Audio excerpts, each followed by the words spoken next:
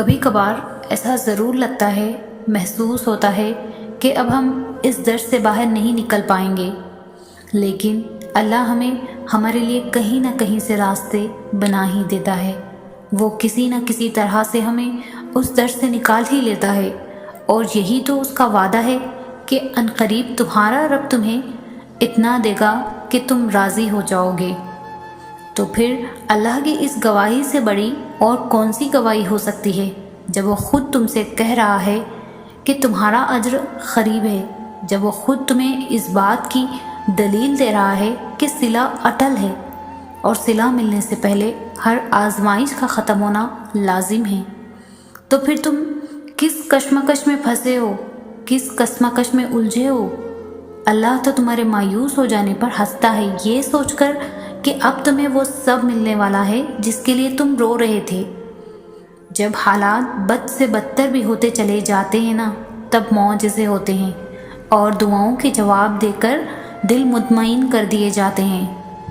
تہجد پڑھنے والوں کو معجزوں کا انتظار نہیں کرنا پڑتا، بلکہ معجزے خود ان کا انتظار کرتے ہیں۔ جب اللہ نے کوئی حیرت انگیز کام کرنا ہوتا ہے نا، تب وہ تمہیں تہجد تک کھینچ لاتا ہے۔ جب اللہ نے تمہیں تمہاری پسندیدہ چیزوں سے نوازنا ہوتا ہے نا، تب وہ تمہیں اپنی پسندیدہ عبادت کے ذریعے اسے مانگنے کی توفیق دیتا ہے، اور جو اس کی من چاہی عبادت قضا نہیں کرتے نا، پھر اللہ بھی اس کی من چاہی چاہت اسے دینے میں دیر نہیں کرتا۔ تہجد کا صلہ صرف اور صرف کن ہے۔ تہجد کی طاقتوں کے سامنے کوئی بھی چیز ٹک نہیں سکتی، تمہارا مقدر بھی نہیں۔ یہ خاص بات ہے اس نماز کی کہ یہ ہارتی نہیں ہے، نہ ہی رکاوٹوں کے سامنے ڈگمگاتی ہے۔ یہ اللہ کو مناتی ہے، اور تب تک مناتی ہے جب تک اللہ مان نہیں جاتا۔ انکار کی گنجائش ہی نہیں ہوتی، بس جو مانگ لیا جائے تہجد میں وہ مل گیا۔ یاد رکھو، دل کا بار بار ایک ہی دعا کے لیے اللہ کے سامنے رونا اتفاق نہیں ہوتا، کیونکہ جو اللہ سے لگائے گئے دعاؤں کا سلسلہ نہیں توڑتے، اللہ انہیں ان کی چاہت سے جوڑ دیتا ہے۔ کیا یاد نہیں تمہیں اللہ کے وعدے؟ اور اس توکل سے تم اللہ کو پکارتے رہو کہ اللہ کی تدبیریں تمہاری ساری آزمائشوں سے بڑی ہے۔ صبر کا مطلب دعاؤں سے پیچھے ہٹ جانا نہیں، بلکہ دعاؤں پہ ڈٹ جانا ہوتا ہے، اور اللہ صبر کرنے والوں سے محبت کرتا ہے، اور یقیناً اللہ صبر کرنے والوں کے ساتھ ہے۔ اور پھر اللہ فرماتا ہے، صبر کرنے والوں کو خوشخبری سنا دو، بس یقین رکھو کہ اس صبر کے بعد تمہارے لیے وہ معجزے ہیں جو تمہیں اس حد تک حیران کر دیں گے کہ تم اپنا ہر دکھ درد بھول جاؤ گے۔ جس صبر کو تم اختتام سمجھ رہے ہو، وہ اللہ کے کن کا آغاز ہے۔ صبر یہ تو نہیں کہ تم اللہ سے مانگنا چھوڑ دو، صبر تو یہ ہے کہ تم اللہ کے معجزوں کا تب بھی انتظار کرو جب ہر امید ختم ہو چکی ہو۔ اللہ تو دلوں میں رہتا ہے، تو پھر دعاؤں کے پورا ہونے کی جو امید اب تک تمہارے دل کا حصہ ہے، وہ اللہ کی رضا کے بغیر کیسے ہو سکتی ہے؟ صبر تو یہ ہے کہ تم تب بھی اللہ کی قدرتوں سے انکار نہ کرو جب مقدر تمہیں ہرا چکا ہو۔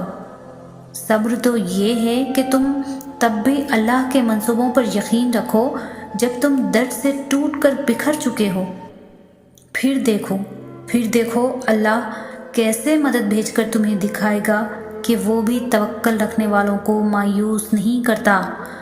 تم ہمیشہ اللہ سے اشارہ مانگتے ہو، ہمیشہ اللہ کے جواب کا انتظار کرتے ہو۔ اللہ تمہیں یہاں تک اسی لیے تو نہیں لایا کہ تم اس سے بدگمان ہو جاؤ، لیکن جب وہ تمہارے دل کو دعاؤں میں الجھائے ہوئے ہے اور سجدوں میں لگائے ہوئے ہے، اور پھر یہ سوچنے لگو کہ شاید تمہاری دعائیں اللہ نے سنی نہیں، اگر تھک گئے ہو تب بھی دعا کے لیے ہاتھوں کو اٹھاؤ اور اللہ کو بتاؤ کہ تم ابھی بھی مایوس نہیں ہوئے، تو تم اتنی سی بات نہیں سمجھ پا رہے کہ تمہاری چاہ کے لیے اللہ معجزے تیار کیے بیٹھا ہے، کہ اللہ پاک قرآن پاک میں فرماتا ہے، اور جو جلد بازی نہیں کرتے اللہ نے ان سے وعدہ کر رکھا ہے کہ صبر کرنے والوں کو ان کا اجر بے حساب دیا جائے گا۔ پھر اللہ تمہارا صلہ بھیجتا ہے اسی شکل میں جسے تم نے کھو دیا تھا۔ تم اس کی آزمائشوں پر پورا اترو، وہ اپنے وعدوں پر پورا اترے گا۔ تو پھر دعا کرتے رہو۔ تمہاری کون سی دعا تمہیں کن کے منزل تک لے جانے کے لیے اللہ نے چن رکھی ہے، تم یہ کبھی نہیں جان سکتے۔ تمہیں توکل رکھنا ہے دعاؤں کے قبول ہونے تک، تمہیں صبر کرنا ہے اللہ کے کن کہنے تک۔ تمہارے یقین کا امتحان اللہ ہمیشہ تمہارے ڈر سے شروع ہوتا ہے۔ اللہ تمہیں تمہارے خوف سے آزماتا ہے۔ یقین کی راہیں بند کر کے ہی اللہ دیکھتا ہے کہ کتنا یقین رکھتے ہو۔ وہ ہر اس چیز سے تمہاری آزمائش کرتا ہے جسے کھونے سے تم ڈرتے ہو۔ تو اللہ بھی تمہیں عطا کرنے کے لیے پھر وہ دروازے کھولتا ہے جن کا تمہاری نظر میں کوئی وجود نہیں ہوتا۔ اور پھر جب تم بند راستوں کے باوجود بھی مانگنا نہیں چھوڑتے اور صبر سے اللہ کے معجزوں کا انتظار کرتے ہو، تو پھر وہ آسمان کے سب دروازے کھول دیتا ہے اور بن بادل کے رحمتوں کی بارش کر دیتا ہے۔ اور پھر وہ دن بھی آئے گا جب تم مسکرا کر کہو گے، کیا اللہ نے میرا دل ایسا مطمئن کر دیا جیسا میں نے سوچ بھی نہیں سکتا تھا۔ انشاءاللہ وہ جبار ہے، وہ ہر اس ٹوٹی ہوئی چیز کو پھر سے جوڑ سکتا ہے جس کا جڑنا تمہاری نظر میں ناممکن ہے۔ ٹوٹے ہوئے دلوں کا ٹھکانہ اللہ کے سوا اور ہے ہی کہاں، بس وہی ہے جو انہیں جوڑتا ہے اور ان زخموں کی مرہم بنتا ہے۔ اگر درد رات بھر سونے نہیں دیتا تو جان لو کہ وہ منتظر ہے تمہارا، اور اگر اللہ تمہارے مقدر کا فیصلہ تمہارے ہاتھ میں بھی تھما دینا، تب بھی تم اپنے لیے وہ نہیں سوچ سکتے جو اللہ نے تمہارے لیے سوچ رکھا ہے۔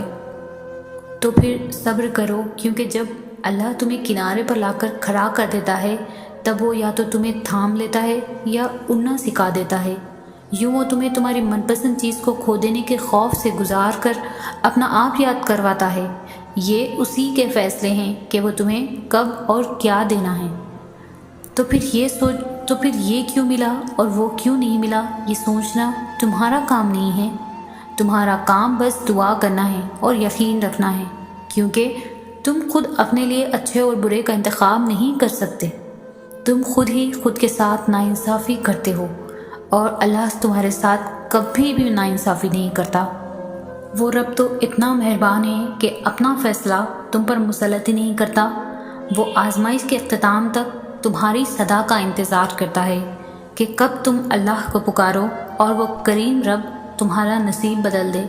اور پھر اللہ تمہیں دعاؤں کی مہلت دیتا ہے تاکہ تم اپنی اس طلب کو جو تمہارے لیے بہتر نہیں ہے، اسے اپنے حق میں بہتر بنا سکو۔